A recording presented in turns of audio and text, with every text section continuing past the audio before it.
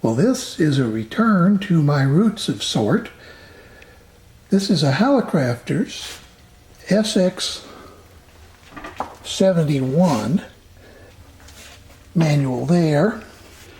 And what I'm going to be doing is restoring this. If you recall, some months ago I restored a couple of SX62s or SX62As. At the time I said maybe I might someday get around to this one. Well, maybe that day has come. I don't know what kind of condition this is in, so I'm going to spend some time evaluating it and checking some things and so on. And I don't know how many videos I'll be able to do over the next few weeks, because this could be a long project. But the reason I say I'm returning to my roots is that SX62A or the pair of them, in my day when I started out, that was a rich man's radio, and I certainly was not a rich man. I didn't even know any rich men. So this was sort of the middle class radio, and then there was the S38, I think, which was sort of the poor man's radio. So this is one of the radios that I drooled over as a teenager, but was never able to afford. So I'm kind of hoping to be able to relive a little bit of that, and also to take a little bit of a break or a change from some of the modern stuff I've been doing on digital modulation and quadrature amplitude modulation, minimum shift keying, and all that other stuff that if you're more into this stuff, I'm sure that stuff bores you to death. So while I don't apologize, I do that for a different audience. But anyway, if you're into this kind of stuff, stay tuned, and perhaps over the next few weeks we'll be able to get this grand old receiver back to something like it was when it was first sold back in the 60s. Usually when I begin a project like this, one of the first things that I do is gather the service literature. And in this case, I have a couple of manuals on the SX71. One is a John F. Ryder package, and the other is a PhotoFact, Howard W. Sam's PhotoFact package. What I have done is I've taken the PhotoFact schematics and printed them out in sections and pasted them together just using Scotch tape. I do this because I have had vision issues for some time, and it helps me to be able to see things in a little bit larger scale. So once again, as I've said many times in my videos, this is just the way I do it. You can, of course, decide whether you want to do it this way or some other way. There are lots of different ways to do restorations and so on. But the next thing that I wanted to talk about is I printed out voltage and resistance charts. And for example, these are resistance readings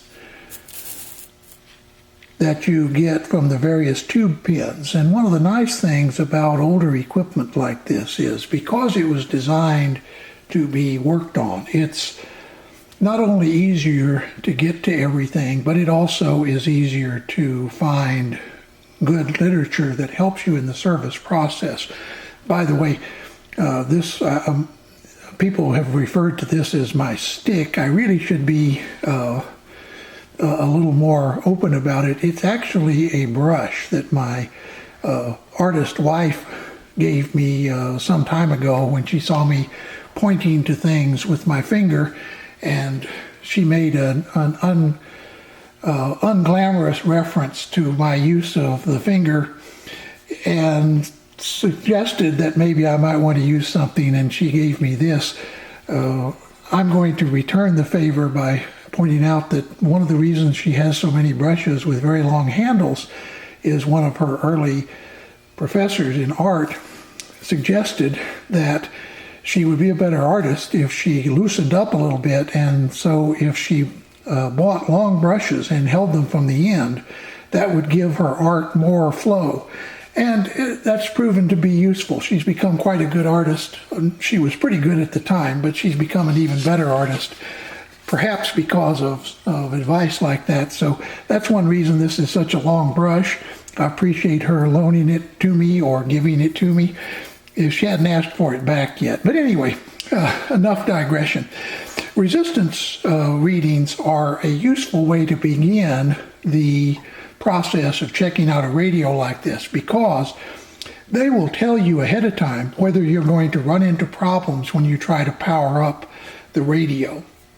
Now, when it comes to powering it up, I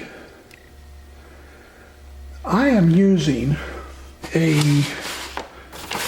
variable transformer, but this is not an isolation transformer. So lest some of you who saw my video on the depth difference take me to task for violating my own rules, this kind of transformer, there's nothing wrong with using that in a set that has an isolation transformer, if two conditions are met. One is that you make sure that the transformer in your set is properly isolating the input line from the rest of the chassis. The second thing is you really should, and I intend to do this, replace your two-prong cords with three-prong grounded plugs and make sure you use them in grounded outlets so that the chassis is always at ground potential. And if something should short, like some of the bypass capacitors, I'll show you what I'm talking about, there often are some little capacitors like the one that you see right here that are connected between the primary and ground, which is usually the chassis of the receiver. Those are intended to reduce the noise that comes in on the line. But if one of those should short to ground, you want the capacitor to burn up, not you. So if you ground the chassis using a 3-wire, in other words, if the, let me show you down here, if this point, which is the chassis, is connected to the ground wire of the plug, then if something like this should short, this capacitor will then burn out instead of the chassis becoming hot. Now, another thing that's a good idea to do, and we may do this when we get to this point, is to replace this capacitor with what's called a safety capacitor. But that's another issue that we can talk about at some point in the future. In the meantime, what I would like to do is, in order to do a good visual inspection under the chassis, I'd like to get this thing out of its case and go over it visually. So let me try doing that, and we'll be back. I have slid it out of the case. It slides out from the front. For those of you who might be following along and want to do one of these yourself, there are, there I go, using my finger again.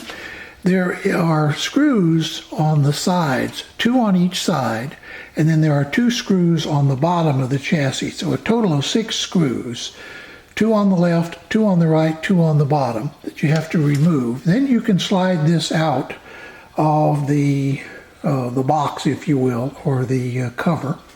And this allows you to get to both the top and bottom of the chassis.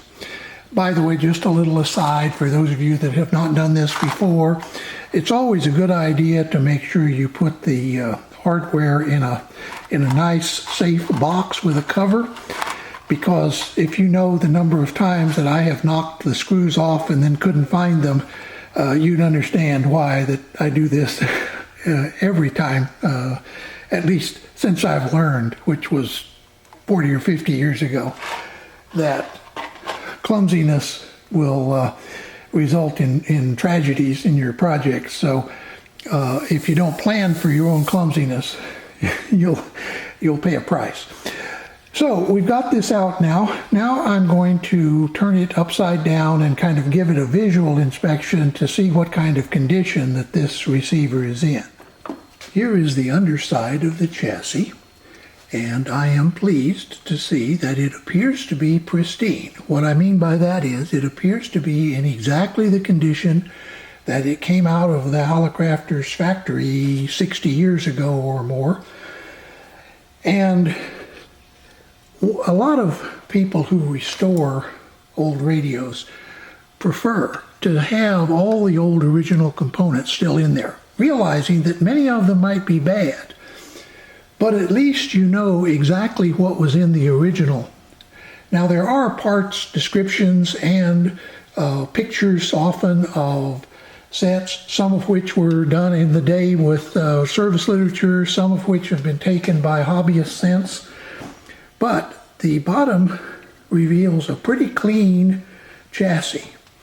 The top, unfortunately, is not quite so clean, but in a different way. It has a fair incrustation of dirt and grime that it's accumulated over the years. So where I'm going to be going for the next few segments is cleaning the top of the chassis, testing the tubes, and doing a resistance check of these resistance readings that I showed you earlier. And at that point, I should be ready to decide what I'm going to have to replace. I will use these resistance readings to point to capacitors and other things that might need replacement. I will test them anyway, and probably replace a lot of them just out of caution.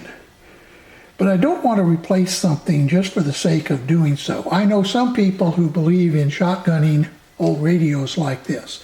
I'm not a believer in that, but I'm also not a believer in restuffing the old the old cans or the old cases. And the reason that I don't do that is I know if I were to buy a radio from someone that had been restored, and I looked underneath and saw all of these things, I would assume that those were the original capacitors put in there by Hallicrafters. And if I later found out that they had been restuffed, but the person didn't indicate in the chassis somewhere that which capacitors had been restuffed, well, I would consider that, not that I had been deceived, but at least, well, let me just say I would have preferred to know before I bought the radio that somebody had restuffed the capacitors. I generally, if I replace a capacitor, I will leave the new one in there so that it is clear that it's been replaced. Now, that's a personal preference, and most of what people do with these restorations are a personal preference. Now, if I were going to be displaying this receiver in some kind of museum, then I would think carefully about the replacements that I might do, particularly in the areas that would show, for example, the top of the chassis. But generally, even in a museum setting, you can't see the underside of the chassis. Furthermore, if I were going to display this in a museum, I'd leave it exactly the way it is. I wouldn't even try to make it work, because the basic idea of a museum is to show exactly how things were back in the day. And the fact that this receiver did or didn't work wouldn't change that. So anyway, a bit of digression, perhaps a waste of time, but anyway, it's my philosophy on radios. If you're going to do a museum restoration, then keep everything exactly the way it is unless you're absolutely forced to make a change. If you're doing an electrical restoration and you plan to use the receiver, which is what I'm doing here, then don't go to the bother of stuffing the old capacitors. Now, I sometimes do restuff electrolytics, but that's for a different reason that we'll talk about when we get there. I've started cleaning the chassis, and I'm doing that before I remove any of the tubes or anything to do any of the tube testing or any of the resistance readings. By the way, when I do the resistance readings, I will be using these test adapters that will plug in. I'll show you that when we get there. What I've been cleaning with is just doing a little bit of light cleaning. I've been trying to use non-abrasive brushes. This is a nylon brush. It won't scratch metal like this brass brush will. And I've been using a little painter's brush, not the same type of painter that my wife is, but a house painter's brush, to get rid of the dust that's accumulated. And you can get an idea by looking at the difference between this area, which has not been cleaned, and this area which has. Now, it's only lightly cleaned. I'll be using probably something on this to stop the rust so it won't come back. But one thing you do need to be careful of is when doing this, you want to be as gentle as possible. You don't want, for example, to rub off the markings that tell you where the tubes, which tubes go in there.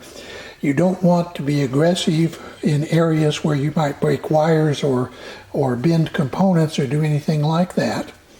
And so, for example, when I clean out this, which it's a good idea to try to get the dust out of these plates. And some people even go to the bother of trying to scrub those plates. I do not. What I often do is use a pipe cleaner with some control cleaner on it, something like deoxit, and go down between each plate gently with a small pipe cleaner where I don't bend the plates, but I clean out in between there. And then you can also do the same thing for the what's called the stator, which is that part under here where it meshes. But those are the sorts of things that I have learned over the years that if I get aggressive, tear things up. So I have learned that my personal style should be as gentle as possible. It's a lot better to leave a little rust and put something over it to preserve it than it is to scrub something real hard with an abrasive and then realize that you've done more damage than you expected. So we'll continue doing some of this and a little bit of cleanup. At some point, though, I don't want to go ahead and do a lot of more cleanup. This is more a test to see how hard it's going to be and what I might need to use and so on. The reason I want to do that is it's always important at some point to determine whether the radio is worth restoring. And one good thing that will determine that is those resistance readings. So I want to move on to those as quickly as possible. Also, I want to test all the tubes in here. Tube testers will not tell you for sure whether a tube will work or not, but it will separate the really bad tubes from the rest. And so that's another thing I'm going to be doing, and I'll show you that when I get to that stage as well. I started doing the resistance measurements, and you see there that that's 50 k ohm. And it's pin 2 of the 5Y3. Pin 2 shows 35 k ohms. So you might think, well, that's quite a ways off. But if you look at what pin 2 is connected to, pin 2 is one side of the filament, which is also in a 5Y3 is also the cathode. And it is connected up to this inductor, which is part of the power transformer, and over to the filters. And what you're reading is the charge on these capacitors, or maybe another way to put it is, after the capacitor has charged up to the voltage of the multimeter, you're reading the leakage through these capacitors. You're not only reading the leakage through this one, but also through this one in parallel, because these inductors have very little resistance, but you're also reading the leakage through all the rest of the B+ circuits throughout the receiver. So it's not unusual for that number to be large. It would be an issue if it were much less than 35 k ohms. Second thing that you need to kind of watch out for is if you're not familiar with charging of capacitors. Let me take this off and pause the video for a second and then come back and reapply it. Okay, now what I'm going to do is I'm going to apply this to pin 2, but I'm going to let you see the meter as I do that. Okay, there it's applied. Now watch the meter. It takes a second for the meter itself to catch up. And then notice the readings are going up, 35, 37, 40.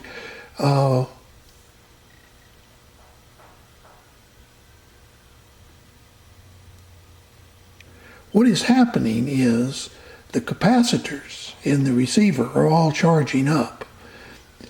And if you wait long enough in this receiver, it will go to about 50 k ohm.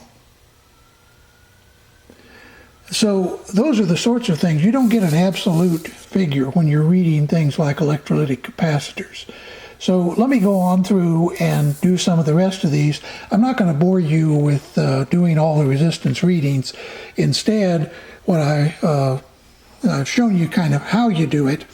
And if I run across an unusual one, well, I'll come back and point that out.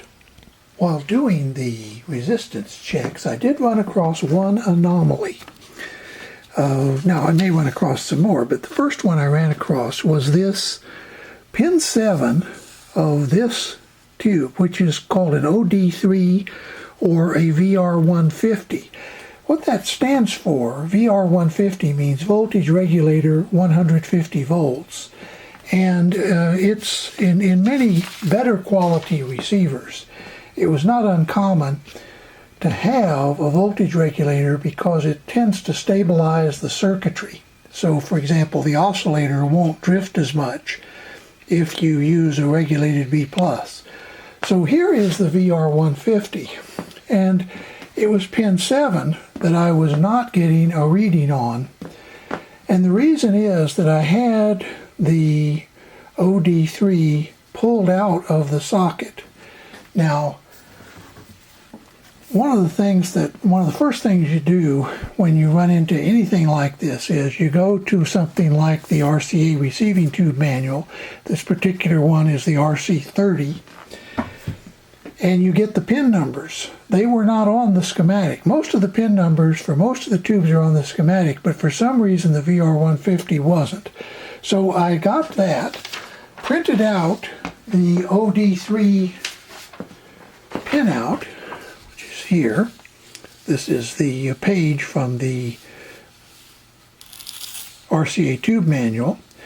And then you notice a peculiarity. There is a jumper from pin 3 to pin 7. Well, it turns out that if you take that into account, that jumper is what is shown here from 3 to 7. Now 7 is connected to the voltage sensitive parts of the circuit. And the reason for the jumper is if you pull the VR150 out of its socket, it removes the 150 volt regulated from this side. So in other words, this is sort of a jumper to guarantee that you leave the tube in the socket or else the set won't work.